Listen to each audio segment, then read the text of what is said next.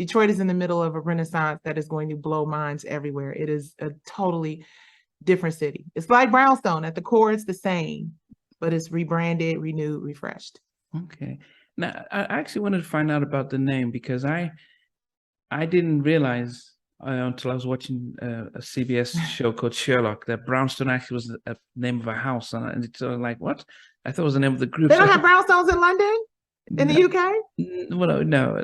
No? Yeah, we don't have anything called Brownstone. So I had no idea. It just took me by surprise when Sherlock was like, "Yeah, I'm living in the Brownstone." I was like, Brownstone. So exactly how does the meaning behind the name? Or I just assumed it was just like any name, but it.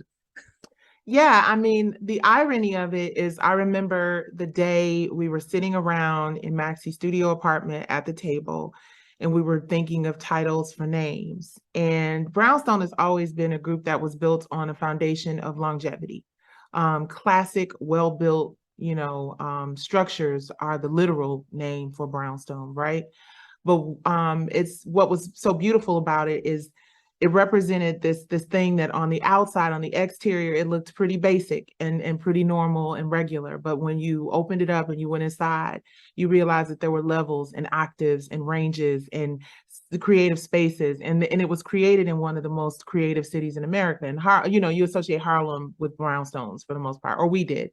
And then there was a book Mimi read called Brown Girls, Brownstones that she actually told Maxee and I about, and it was just about overcoming adversity. And that's, I remember we were like, Brownstone, that's us, strong like stone, earthy color brown, may look very normal on the outside, but when you get into us, we're built to last. So that was it. Rock solid. Okay. I mean, I went to college in Alabama in the 90s, but as I said, because as I came from England, went to the States, had no idea that the name came from there. This is a house. The foundations are solid. That's it. So, from the bottom up comes out in 94. Yeah. Ani, did you remember the album when the album came out? And what did you think? Yeah. I'm a person, and I've learned this recently about myself. I have to watch how driven I am sometimes. I didn't really have an appreciation for what we created because I was just like, okay, what's next? All right, we did the records. Okay, what do we do now? You know what I'm saying? So as it started to rise on the charts, which is why now I'm really fully embracing this moment. I had a lot of anxiety because we were signing Michael Jackson's label. So for me, it was just like, look, we're gonna do this work or they're gonna take our record deal back. You know what I'm saying? Like this is what we got to do in my 23-year-old mind, so I don't really remember. No, here's a moment. It's funny. I was talking to Vivian Scott Shue recently, and here's a moment that really stands out. Our first single was actually a song called Past 11. If You Love Me, we performed at, they used to do these they were like industry mixers, Jack the Rappers, like conferences, right? Where they would bring all the artists together and you would sing like the best of your music and you represent the label, kind of a marketing thing, right? And I remember our first single had been released. It was called Past 11 and it was put on a mixtape. And I remember driving down Sunset, and we were on Sunset and let me tell you exactly where. Fairfax. No. Sunset and Highland. I'm tripping. Driving past the high school, and in the mix you could faintly hear "Pass Some Love." Me and Maxee started screaming at the top of our lungs. We stopped her little Jetta. We got out the car. We're dancing around. We're like, "Oh my God, that's us!" Right? And then we're so excited about that. We're calling our family. Our family's like, "Yeah, right, whatever." And then we went and performed at one of those conferences, and we did "If You Love Me." And I just remember we got like a 3 or 4 minute standing ovation after doing the song. And they're like, change of plans. That's the record. So I was a little disappointed because I was geeked up about rapping and being the little, Queen Latifah. I had a little rhyming and everything. But then when they, so yeah. Yeah, I mean, for us, I mean, vocally, in the 90s we had SWV, we had Vogue, we had Escape, and I think from the bottom up really put Brownstone as a proper powerful vocal group. Now, for Teisha and Ani, what was your impression about the album, being from the outside, seeing what was happening in the 90s, especially when they came out with, say, If You Love Me, Grapevine? Yeah, because Arin was a toddler and Teisha was. Oh goodness. Okay, goodness. Arin, We're showing our age now. Okay, first of No. all, no, Arin was a baby. No, but thank Teisha y'all. was a toddler. but No, but Tory Lanez literally was a toddler, but that's another conversation. But this is why we say, why we use the phrase divine order all the time. I was known in high school as like the girl with the big voice. Like I did all the singing in high school. So it was nothing for them to liken me to the vocals of Nikki. Like they will always say, you got that big wide mouth like that girl that's and I never, and I believe that's why, really, honestly, that's why I fanned completely out, when I'm time, because I'm like, everyone would always say, you sing powerful, wide mouth like the girl from Brownstone, right?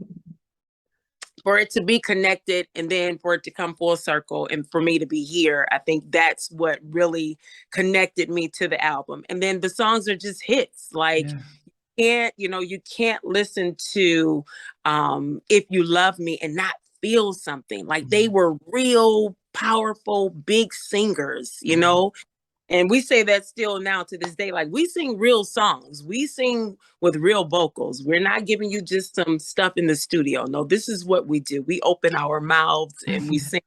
It ain't always pretty, but it's real.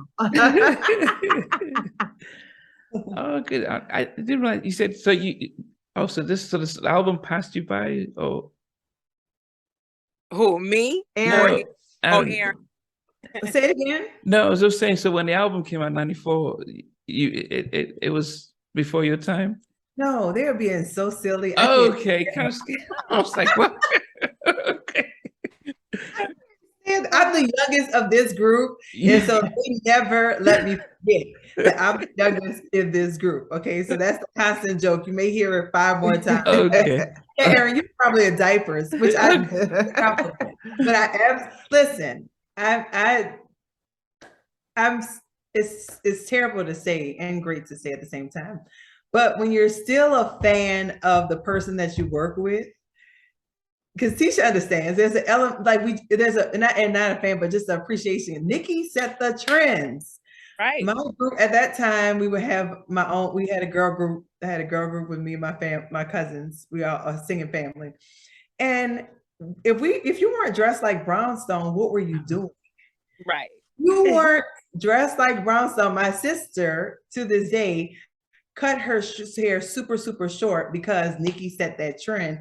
And so it was the music, it was them, it was their authenticity that just, I think, resonated with everyone. And to be a part of this brand and knowing that that's the torch that we carry, I feel honored.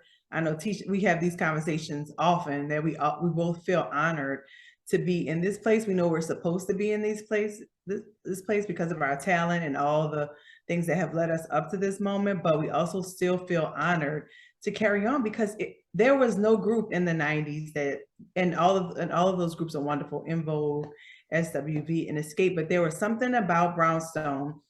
Maybe it was the connection to Michael Jackson, maybe it was just the worldwide kind of phenom that they were in the 90s that made you really relate to them or made it aspirational. And so being in the 90s, I mean, it was Brownstone. I still have my combat boots. But we have something that we call Nikki and she hates it. We'll count of 3, Arin. 1, 2, 3. Living legend. Okay. Listen, I got braids today and I got the gray that is in my hair in my braids. So I've been around. No. But I'm going to ask Arin first. What was your favorite track on that album to listen to? And then what's your favorite to perform now? So it's funny, and it's probably not that. But my favorite song has always been, I can't tell you why, always. And 5 Miles to Empty. Those are like my 2 favorites. So I called somebody, I think the first time, I was like, this is a surreal moment to be able to perform these songs that I've loved for so long with people that I love, with, with Nikki, and honoring Maxee, who passed away in 2015. It's absolutely my favorite two to perform. 5 Miles to Empty, because I just kind of remember the video, and you remember like exactly where you were and what man you was telling off or boy you were telling off at that time. Okay. So I know their name. I'm not gonna put them on blast all the way to heard you. Okay. But the whole vibe. So those two are my absolute favorite. I mean, If You Love Me, we can't even sing. Let's be clear. We don't even get past the first sentence. Yeah. The audience sings it for us. So I would love to connect with If You Love Me, like singing. By the time ooh yeah comes in, it's over. It's over. Everybody else is singing that for us. Wow. So, which is a blessing. But yeah, definitely 5 Miles to Empty. I can't tell you why, and it's funny the connection that would even have, full circle for those two. Yeah. Teisha, what about yourself? Well, mine for sure would be If You Love Me. And that's definitely because, I mean, it's just Brownstone. Everything about it radiates Brownstone. Like you cannot, I don't know, here's a true story, funny story, just happened today. Because I work full time. So I'm walking through, passing out orders to my team, and they got the radio going. And guess what's on the radio? If You Love Me. That's crazy. I love it. And I gave them a concert at work today. So they were trying to find it. By the time it falls down, I'll be back to my office. So boy, they gonna miss you when we got to take this UK trip. Oh goodness. Then Nikki, what about you? What's your favorite? Oh, come on now. Stop it. You cannot ask a mom to pick a favorite child. Oh, you can't do that. But I will say this. Sometimes dancing has just always been one of my favorite songs. And it's interesting because I realized based on the numbers online that we need to probably incorporate it into the show, but it's just so hard. And, and it's because I think it, really represents Brownstone as a global brand, right? People don't know Maxee was Guyanese, South American, which is what really, I think, carried us into, and of course, the fact that we were signed to Michael Jackson didn't hurt at all when we talk about Europe and some of those places. But I think that song just really, for me as a creative coming from Detroit and being so into soul music and pop music, to have a record on our album that really was just straight away like her vibe, Caribbean soul. You said what, baby? You said her term straight away. You know what I'm saying? Right, straight away, exactly. It was just so that's my favorite. If there was a favorite song, it would be Sometimes Dancing. And the fact that it is the song that her, son's father produced, and her son Nikolai, who is one of the most amazing human beings on the planet, might not have even been conceived if it wasn't for that record. So it's a special connection to that record for me. Well, okay. And they fell in love and Nikolai was born. I'm surprised no one picked Half of You. That's my favorite on the album. It's really interesting. Okay, let me tell you the Half of You story. So in terms of the memory of that's why I said you can't see what I'm saying. Why would you do this? Why? There you go. In terms of the record that that I remember most, it is Half of You, because it was the last song and we did it in one take. And we were in complete sync. And Gordon Chambers is a genius. Yeah. So I would say Half of You is definitely a very close second. See, now if Adele sang it, it would have won, a record of the year, the Grammys. It would have, and so I'm listening to that track. Even today, I listen to it and I'm like, wow, this is the kind of song that if Adele sang, it would be record of the year, album of the year, song of the year.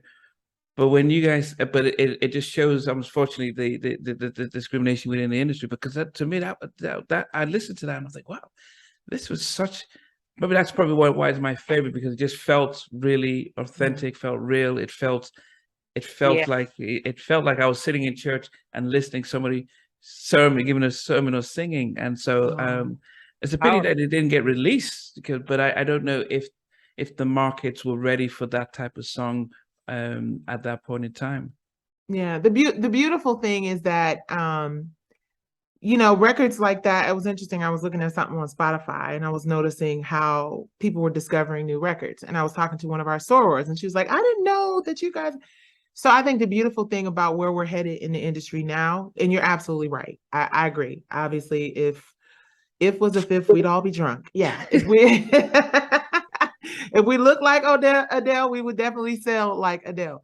But I think it's great that people can go and reintroduce themselves and get reacquainted with that music. And there are always re-releases because you can, I said Beyonce got 37 singles on the radio right now.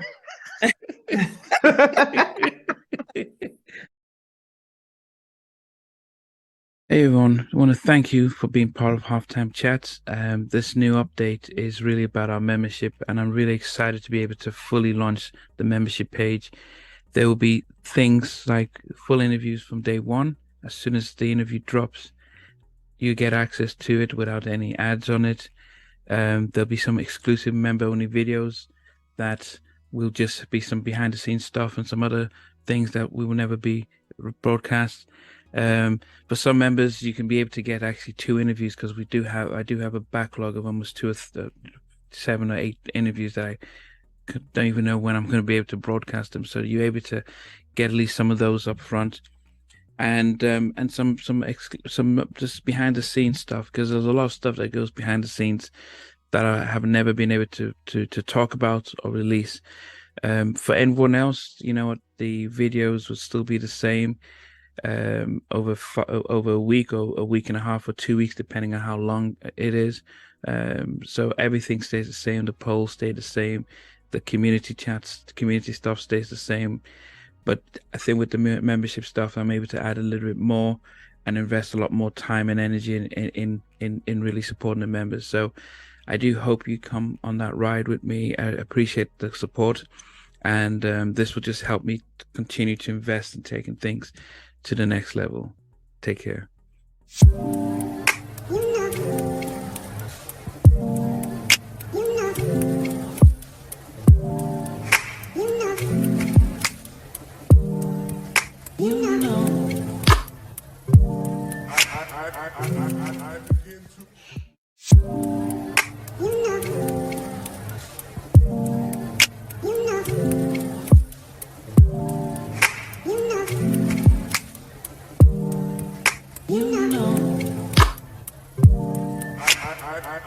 I begin to